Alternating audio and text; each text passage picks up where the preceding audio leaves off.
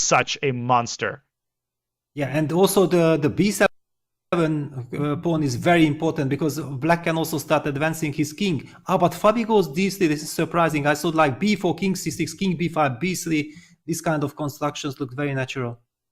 You can, of course, put the bishop on c4. Anish Giri has defeated Nijat Abbasov, by the way, in a completely drawn position to take the first rapid game. A big blow to the local Azeri. But we stay on this game. Fabiano Caruana has to keep playing accurately. I think he will start pushing his b-pawn right about now.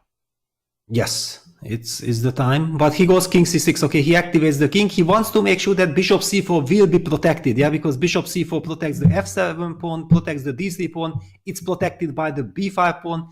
Those are the moves that you want to make with few seconds on the clock. Peter Sviller wins his game with black. Exquisite effort against Jordan Van Forest. And what now? Do we play b4? Does he keep pushing his king up to the center? b4. He's winning. This is hopeless. Yes. This is hopeless.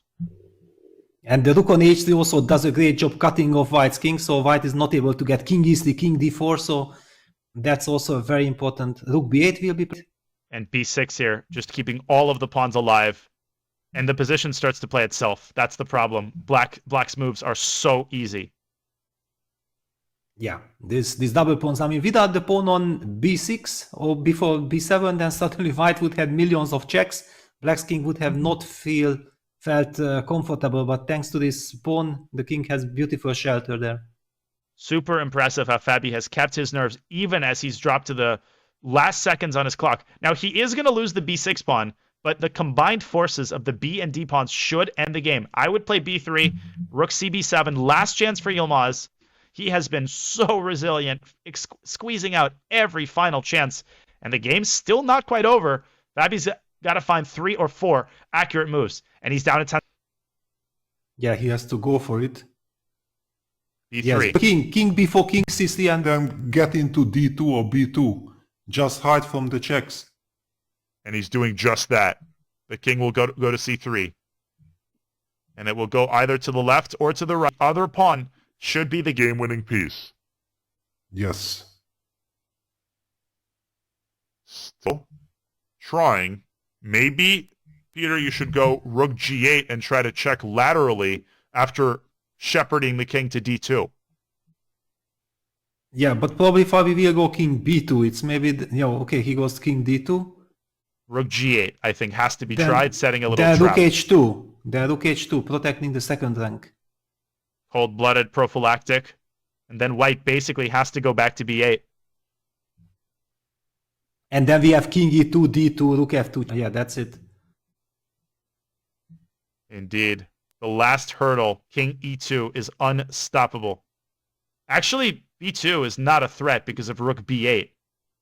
Or maybe it is. King f3, still fighting. Vahap Sanal has defeated Anton Korobov, another upset result.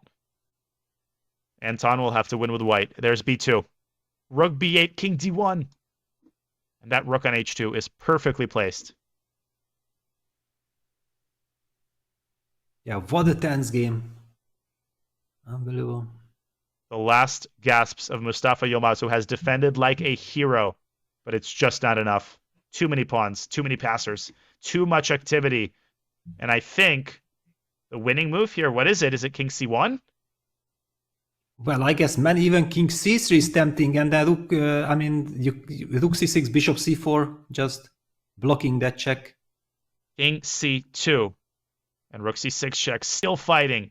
Is the Turkish Grandmaster trying to force the king to step in front of the pawn, which will buy white a tempo. He repeats the moves once. Does Fabiano Caruana.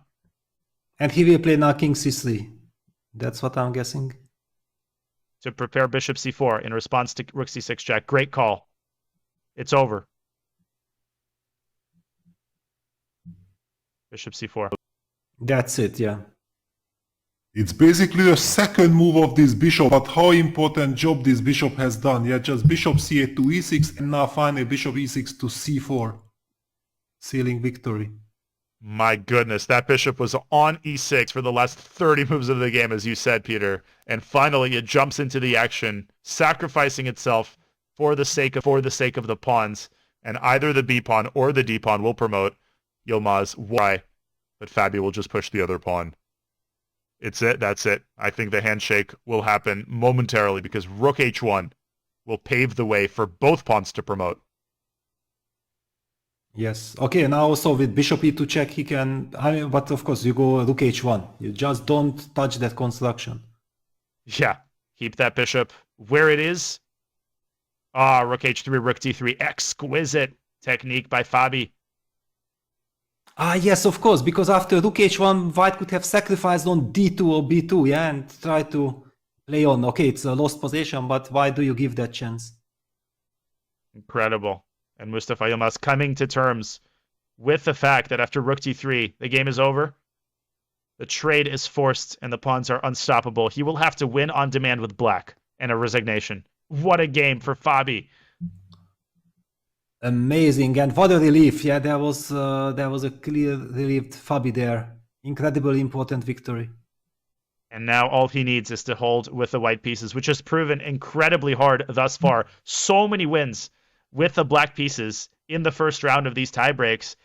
Nihal Sarin, he won his game with black against Bogdan Daniel Dech. Radoslav Wojtaszek defeated Ivan Shitko with the black pieces. So a good day to be